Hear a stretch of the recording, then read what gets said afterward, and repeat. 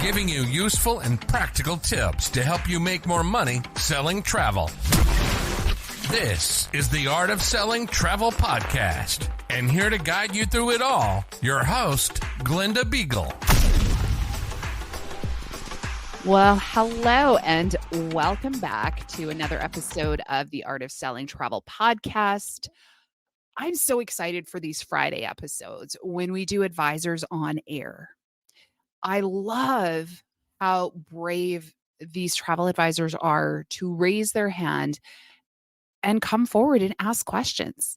If you've got questions that you would love to get coached on from any aspect of selling travel, running your travel business, whatever it is, I want you to go to artofsellingtravel.com/on-air. I invite you to join me. I promise not to bite. We're just going to have a conversation and we're going to help you get unstuck from whatever it is that's got you hung up in your business. Nothing in life is perfect. Nothing in business is perfect. It doesn't matter how well we plan things or how well we think it should go or anything else like that. There's always going to be hiccups and there's always going to be, things that just maybe don't go as perfectly as we would want to. Heck, the way I've had to record this intro, I think I'm on like the 7th version because apparently at the end of it, I don't know how to do. I keep trying to put in a sign off that I don't need to put in there. And so it comes off sounding really dorky. So I am committed to publishing this version, whether it's perfect or not, because I want to make sure we get this episode out for you.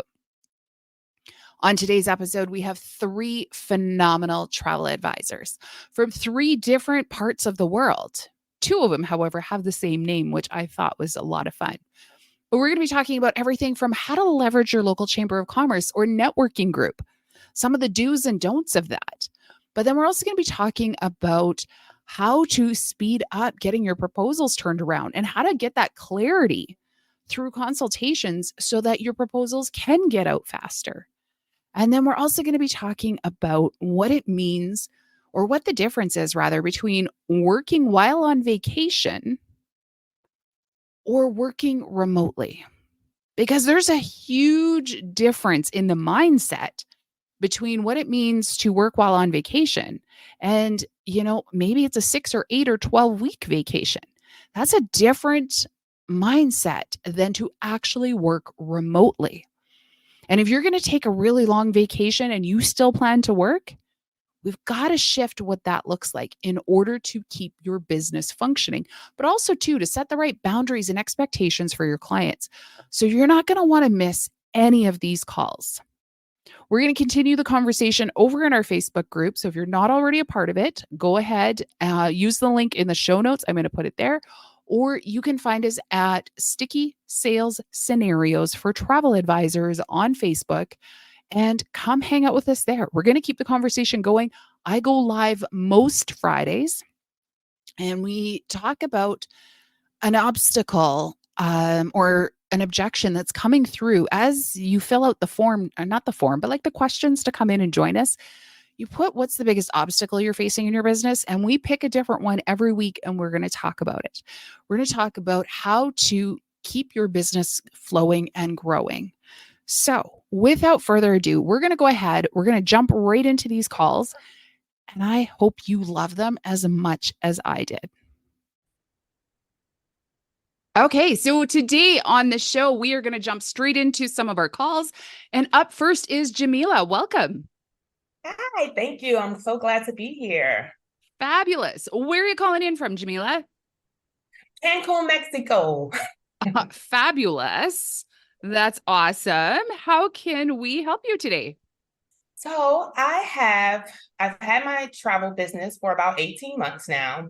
Okay. And a little history. I sold my house back in May of 2022. And my husband and I decided to just travel. And so we've been traveling for the last year and a half now. I've been to like 9 different countries. And so it's been very overwhelming for me to try to maintain my organization, and all these things while traveling to all these different countries, especially when I go to places. I spent about 3 months in Thailand.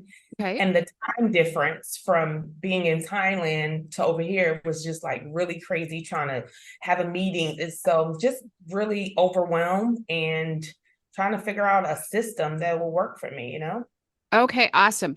So the first question I have for you, when you are traveling, are you guys on vacation or are you just working remotely?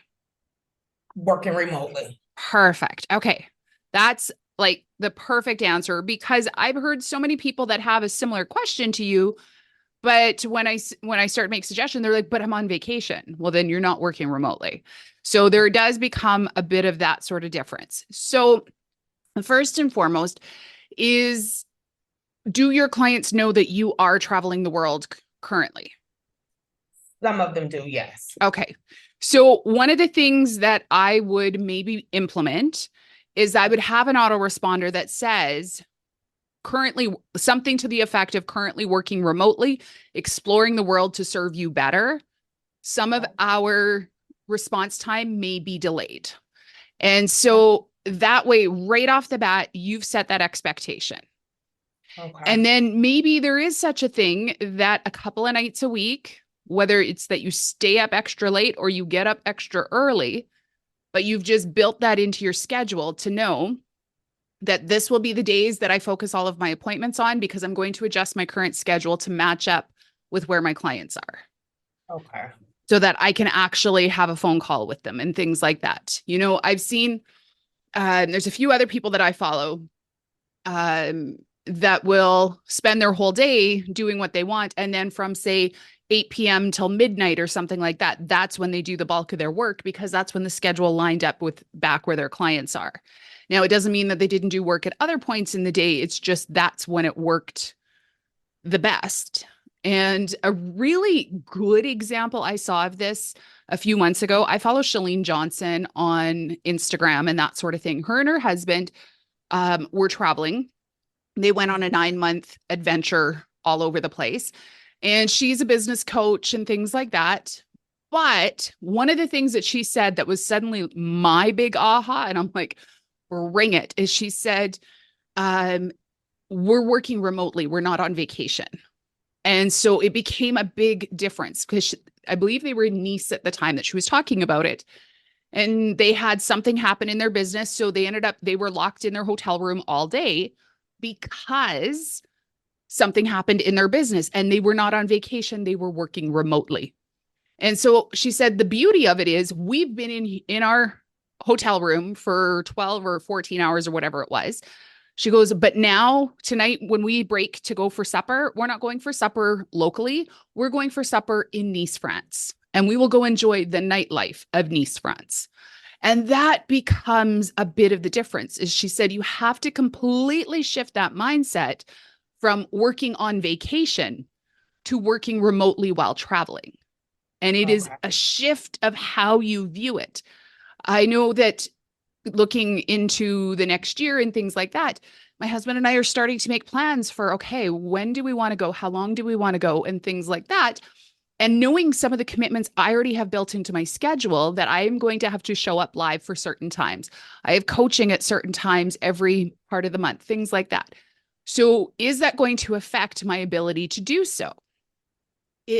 Am I still going to be able to show up for my audience when and where I said I would, or for my clients when and where I said I would? So in which case, it's actually dictating some of the destinations that we choose. Okay. I told my husband, I'm like, if we're just looking for a beach, I said, Hawaii sounds really good. And he said, why? I said, because of the time difference, we could get up in the morning, I could work, and then we can have like the whole afternoon, evening, because by then a lot of my East Coast clients are already going to be wrapped up and they're already going to be on to other things, but they would rather get their business meetings out of the way earlier on in the day as well. I'm like, okay, there's some benefit to that. I could be done by like 10 a.m. each day if I just get up that little bit earlier. So it's not sticking with that 9 to 5, no matter where you are in the world. It might be a matter of shifting that schedule. So maybe you work from like 4 a.m. or 5 a.m. until whatever, or you work from 8 p.m. till whenever type thing. The other thing is like I said, put that autoresponder on right away so that, and make it a positive, make it a benefit for your client that you are doing this so you can serve them better, which you truly are, but you're also enjoying your life full out. I like that. It's just, so should I keep the autoresponder like on all the time? You definitely have that option. Okay. For myself, I have different thoughts on how I feel about autoresponders. But with yours, you're not saying I'm too busy to get back to you, because there's some that's what I get when I send them an email. Because I email a lot of travel advisors. And so some of them are like, I'm busy, I'll get back to you in like the next week, or things like that, or whatever the case might be. You're just letting them know that your schedule is different than theirs. And therefore, there might be a slight delay. Okay. I think I do have that mindset, like you said, about the like 9 to 5 kind of thing, and, you know, making sure I'm trying to fit things into those hours. So I never thought outside the box. So I like that idea of, you know, creating some type of hours based on, you know, where we're at. So that's neat. Thank you. Absolutely. Figure out what are the most common hours your clients are online looking to meet, and what does that look like to the schedule of where you're at? Because you might actually find it frees you up more to explore more. Okay, I had to just get really organized with it. It's so hard. And then like my computer files and doing stuff. And then I've also, because I travel, I have about 15 different notebooks. And then I'm always leaving one notebook here and here because I'm trying to not travel with so many things. Yeah. So now I just was speaking with someone and they were telling me I should probably get a digital, what is it, like a digital calendar or something like that, so that it's easier for me not to have so many notebooks when I'm traveling. So I'm funny. I just feel like, you know, and the thing is, so when it comes to the digital versus the paper, like, or what do they call it? Analog, or anyway, paper, pen and paper. I am a pen and paper girl till the end of time. You can try and digitize me. I will digitize within reason. My entire calendar is digital, and I love it because at night I open up my calendar, see what's on my schedule for tomorrow, make my plan on my pen and paper as to what tomorrow looks like based off of what my digital calendar looks like. Now, with traveling, you're going to want to have a really good CRM system that you can put all of your client details into, that all of that goes into. But I would say I would still work with a note, like a pen and paper, but maybe at the end of the day, you take half an hour and transpose everything off your pen and paper into your digital world so that you never risk losing it. And so, and if you're, you know, with travel, it might be like, oh, shoot, I'm on the plane, I can't do it. And didn't at least take pictures on your phone and then go back. But and, you know, and maybe it's on one page, you're only writing notes about this one client. Take a picture, upload it into your CRM, just like you would other documents, upload the photo of it into your CRM so you have it there. But if that's how your brain focuses, if that's how your brain works on pen and paper, and I'm going to say there's a good possibility that's the way you need to stay. I'm a pen and paper girl to my core. If it does not come through my fingers through ink onto my paper, it does not stay in my brain. And so I know that's how my brain works. And I understand that that's how some others do. Now, the people who are 100% digital all just died a little because the idea of pen and paper drives them crazy. I'm not going to show you what the side of my desk that you can't see looks like right now, but I assure you there are dozens of notebooks, hundreds of Post-it notepads and everything else. But that's how my brain focuses. That's how I can get things done. Because when I look at digital or try to make things digital, I can set it up beautifully. But then once I log on to my digital, I get distracted and then I find myself doom scrolling and things like that. So my productivity is significantly higher with a pen and paper than it is with a digital world. Okay. And that's what I was kind of going back and forth with, because I'm definitely a pen and paper, old school, analog person.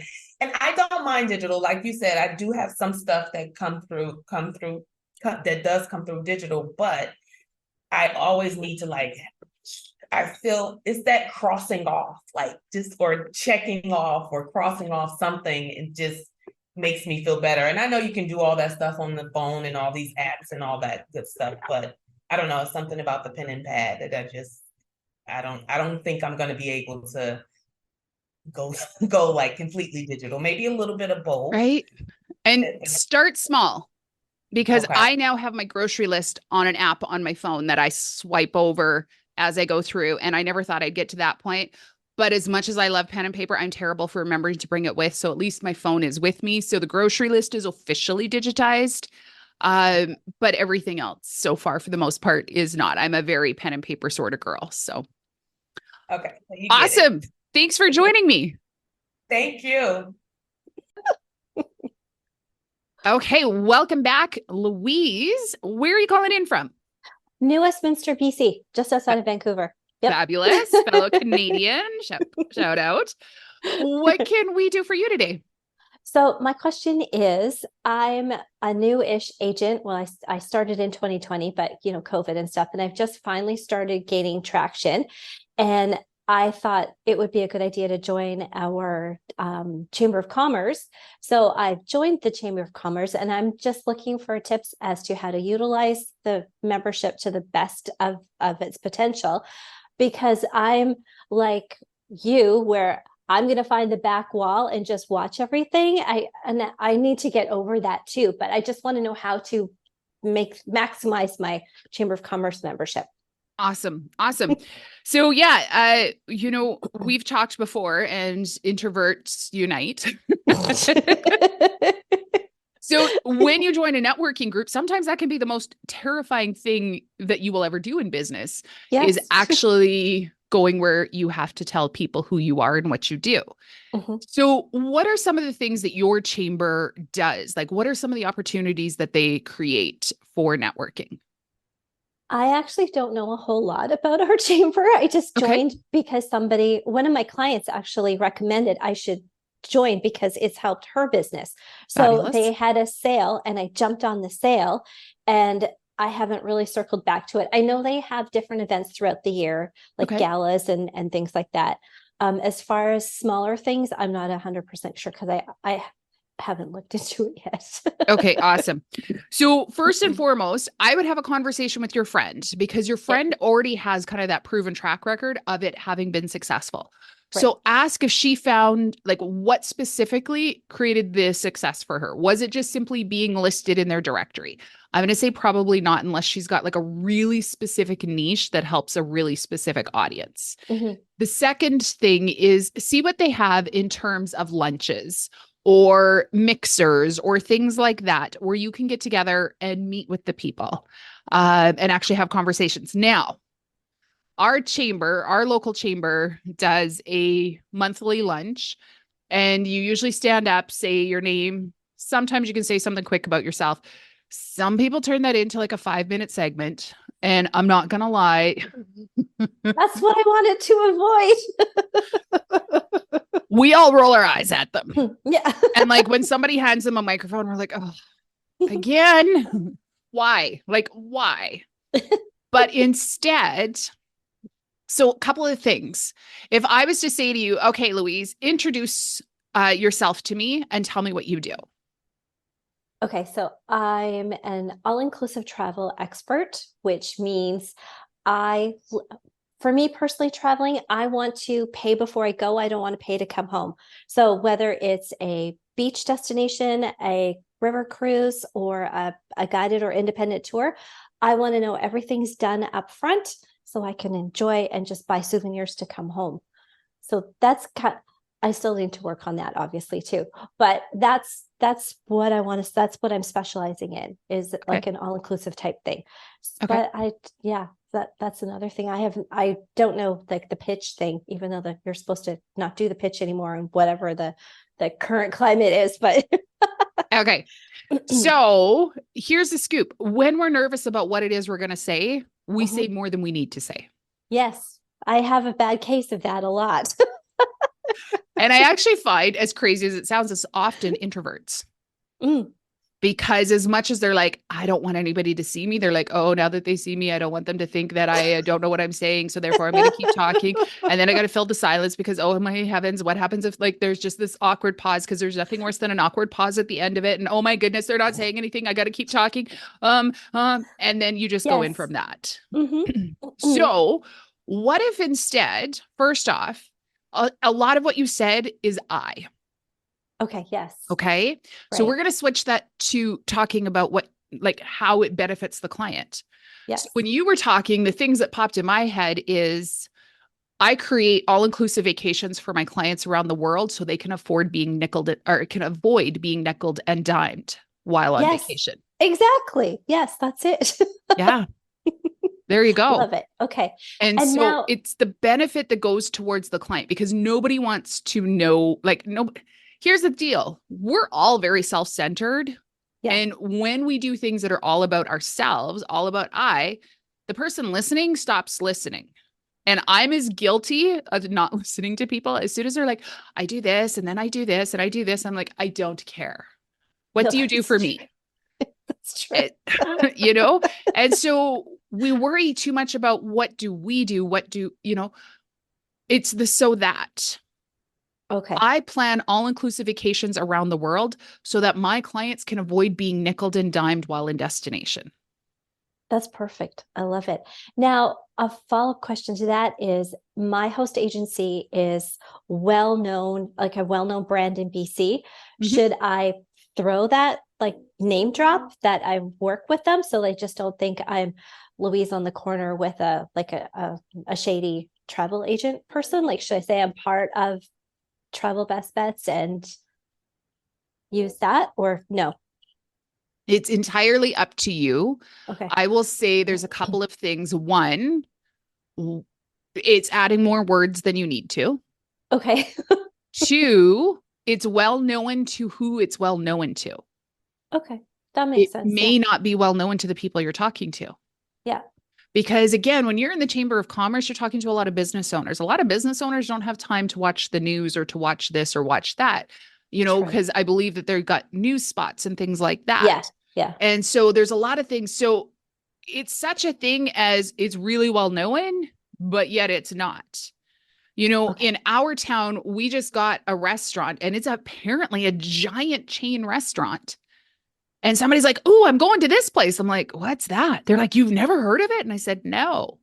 Okay. And they're like, "But Okay. there's hundreds of locations across Canada." I'm like, "Never heard of it. What is it?" Okay. And so then they have to start building or burning calories to try and figure out, okay, well, does that actually benefit me? Okay. And things like that. So now you've changed the conversation. Right. The Right. other thing is, maybe your host is or isn't listening right now. But you also have to decide, are you building your brand or theirs? Yes, that's true. I go back and forth with figuring that out too. Right. Yes. I was with a national franchise company. And so my identity was wrapped up in their brand. Yeah. And it wasn't my brand.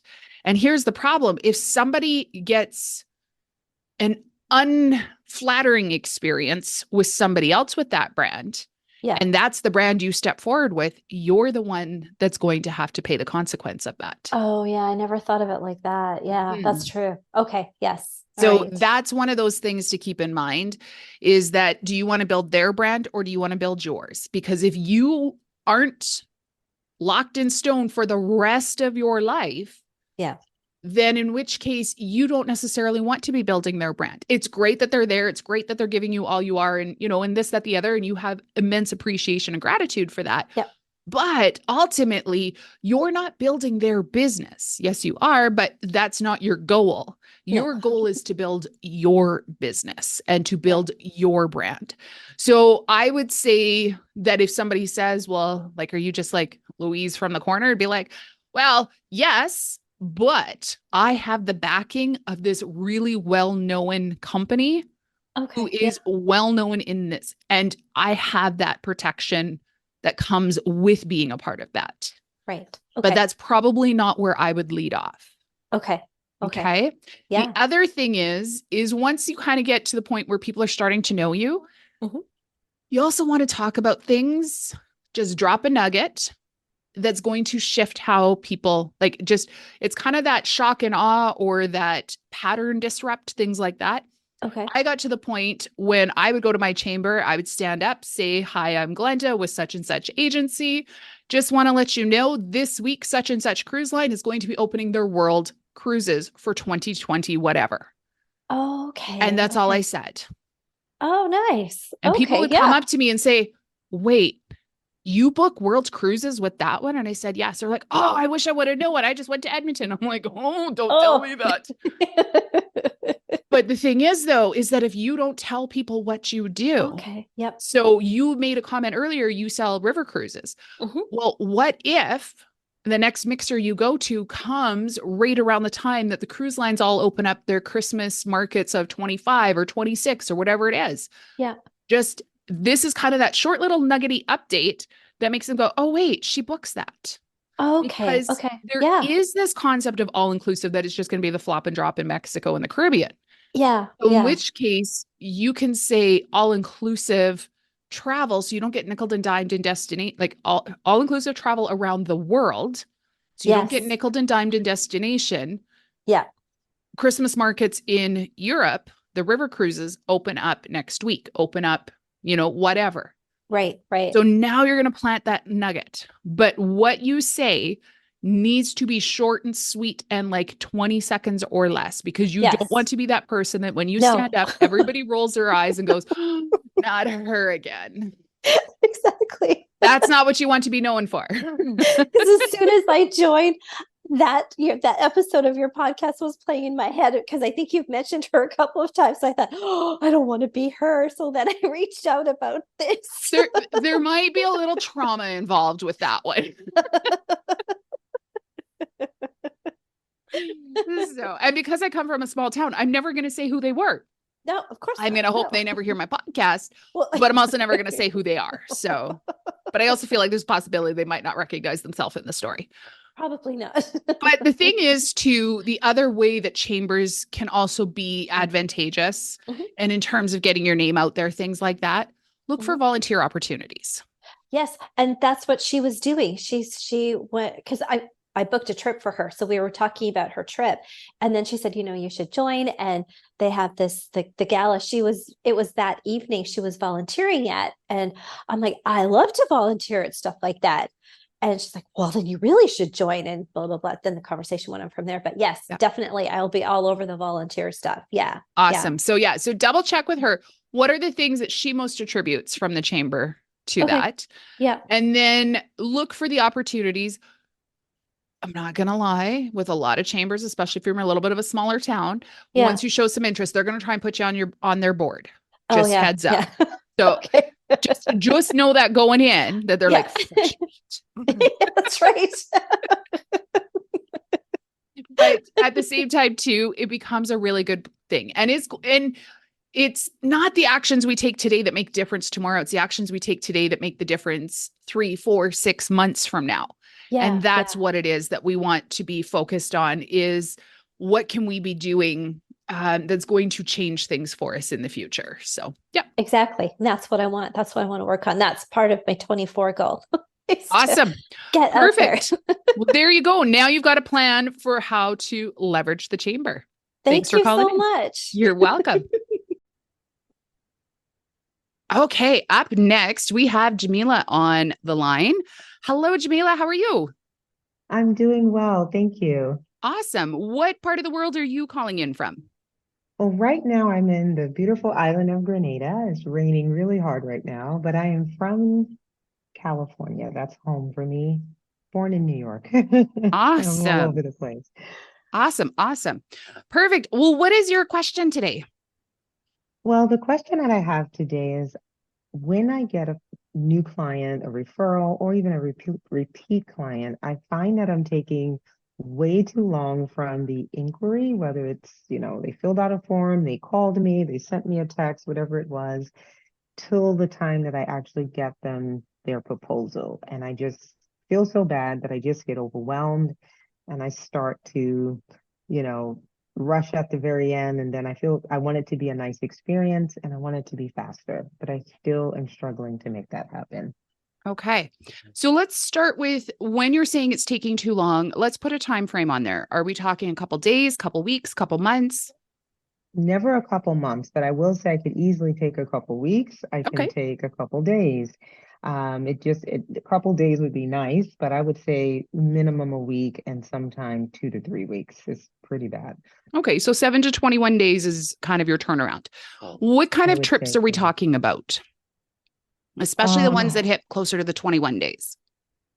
They tend to be trips like, I would be honest, maybe areas that I'm not familiar with. They came during a time that I'm very busy. They may be, let me think. They could be more complicated trips. The research is taking a long time, and so I keep putting it off because it's like, oh, I have other things to do, and then I get back to it and I just do a little bit of it and then I go back. So it's either very complicated, there are a lot of pieces in it, I'm just busy, or it's an area that I'm not as familiar with, or maybe don't even enjoy booking. Okay. Okay. Mhm. So there's lots of different directions to go on this. Now, the first thing you said Mhm. is that they either fill out your form, send you an email, send you a text. How Mhm. quickly from that are you getting on the phone with them to talk it out? Fast. The call is fast. That's my Awesome. sweet spot. I'm really good at calls. So I Awesome. get the link to them or get the information I need if I need clarification pretty quick. Okay. Awesome. So are you doing a full consultation with every intake? No. Okay. Mm-mm. So when things are dragging on, is it because you have a little bit of uncertainty of, oh, I should get them another option because I'm not quite sure if that's right? Okay. Yeah, it's analysis paralysis, probably me trying to Okay. be perfect. Yep. Or just if I'm very unfamiliar with the area, I'm getting bogged down in massive amount of research, too much research. Okay. Perfect. So what if you took 15 minutes every client Mhm. and did a full consultation? So you had a crystal clear map of what you were looking for.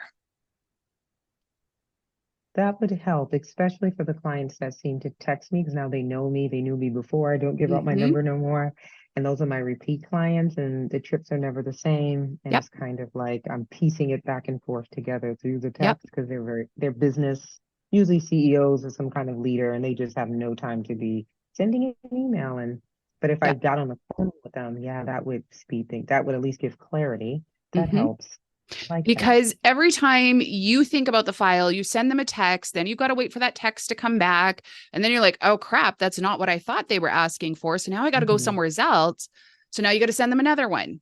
How Mhm. much time do you think you could cut off your turnaround time if you had crystal clear clarity? That would help. That would probably cut off a few hours if I had clarity. Okay. They do end up in the email eventually, Yeah. but the initial is like, "Hey, Jamilah, we're planning a 20-person cabin cruise for my team," and I'm like, "Oh," and then I'm going back and forth. And yeah, I Yeah. see what you're saying. If I just said, "Let's get on a call and let me get all the details that I need," Yeah. they like that stuff. Yeah. Then I would move on to it would feel better because I wouldn't have to go back and forth. That would help a Exactly. lot. And Mhm. especially when you're dealing with a CEO. So this is something I hear from a lot of advisors, but I'm dealing with really busy people. Yeah, so Mhm. are you. Most of my clients, yeah. They put on their pants one leg at a time, just like you do. But the other Mhm. thing is they are busy. They don't want 1,000 back and forth emails. They want Mhm. crystal clear clarity because Mhm. they also, every time you send them an email and you're sending them down a different trail, they're like, does she actually understand what we're looking for? Does she actually Mhm. get it? Okay. Versus, okay, yeah, I don't have time in my schedule this week, but I can meet with you on Tuesday. Perfect. Let's set it up. Let's get in your calendar right now, get that locked in, and I will start looking after we've had a conversation. The other thing is by doing a consultation, you're able to establish a timeline for them. Because once you know how complicated it is, you can say to them, you know what, this is going to be about a 2-week turnaround. And Mhm. then you don't have to feel guilty because you know you have 2 weeks. You know that you've Okay. got that's what the expectation is. But once you set that deadline, you better execute on it. And it's That okay to turn it in a little early too. But I think there's also something too, you said before, I'm busy. Well, there's a difference between being busy and being productive. And when we're sending back and forth 1,000 text messages and emails and this, that, the other to try and get clarity for something that a 10 or 15-minute phone call would eliminate, I don't Mhm. think you're as busy as you think. I think you suddenly are going to have a significant amount of additional time that you didn't have before just from having clarity. that that feels so true, because I do think I'm doing, like you said, you hear a lot of people say, my people are busy, because the bulk of my clients are CEOs and leaders running businesses, having teams. And so what begins to happen is I make excuses why they can't get on a quick call. And let me, get more clarity on the random text that just came through. Like I just got the other day for the cruise for 20 people, and I was like, "Hey, is that 20 cabins? Or these couples?" I had it in this all through text, right? Exactly. I Yeah. still don't know the budget, but this is a long-time client, and I know her budget. But had it not been her, she does this trip every year for her team. But Yeah. if I take that hat off, everyone should get that 15-minute, like, let's jump on a quick call. Let me make sure I have all the details so I can start, researching and planning your Yeah. trip. Now you I said would something probably very move faster. important. Okay, You go said ahead. something very important in there. I'm going to catch you on it. You said she's a Mhm. longtime client. I know her budget. Mhm. Unless you're her CFO, you do not. Mhm. That's true. You do not know what losses the business took this year. You don't know what Mhm. expansion they had in another part of their business that therefore budgets may have got cut back. Or worse yet, how phenomenal their year was and how much their budget can increase. That's true. That's a good point. So we can never assume, and it does not matter if we're talking a leisure client, a corporate client, an incentive travel, like whatever it is, we cannot assume ever, because we might be doing ourselves the biggest disservice of all. And worse yet, we're doing a disservice to our clients because Mhm. they're like, oh, well, that's great. Technically, I was willing to spend 20,000 a passenger, but you got it for me for 4. So that's awesome. Mhm. Just think of what that 20,000 would have given them, or the surprise and delight you could have built in and things like that. So we That makes so never, much ever want to sense. make assumptions, no matter how long they've been our client.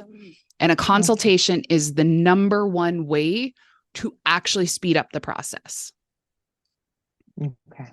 Okay. Yes, I already feel like I'm gonna contact this client who gave me the cruise for, it was 20 cabins, but now what is the budget? And I'm basing it off of, excuse me, her past 7 years of booking incentive trips with me, but I shouldn't do that. And her industry had a hard Absolutely. time this year. Travel So I 7 years should. ago was a whole different ball of wax than travel in 2024 is going to be. So It was last therefore, year's trip. a Yes. budget from 2017, 2016 should look nothing like a budget in 2024. And I assure you, if they're a CEO, their budget doesn't look the same either. No, you're right. And she So, books every year. So, and I do know that it is different each year. yeah. Not drastically, but this is a new type of trip as well. I've never done a cruise for her. So Awesome. I'm gonna do it. How good was that? I loved these 3 travel advisors and their questions. Okay, I promise going forward, I'm going to try and stop using the word awesome. Like I said, things are not perfect. Doesn't matter how much we try to do things, we're still always going to find quirks and oddities and things like that that are going to pop in. Things like that is something else that, as I was listening to this and editing it, I realized is something else I have to stop saying. But I absolutely want to send a huge shout out to everybody who has already recorded, who's going to be recording. And if you want to be one of our advisors on air that gets to ask your question, all you got to do is go to artofsellingtravel.com/on air. I can't wait to be able to see what kind of questions are coming in next. We've already got our next day booked up, and we're going to be putting out more days very soon. So make sure you get on the list so that you can get to be an advisor on air. Until next time, happy selling.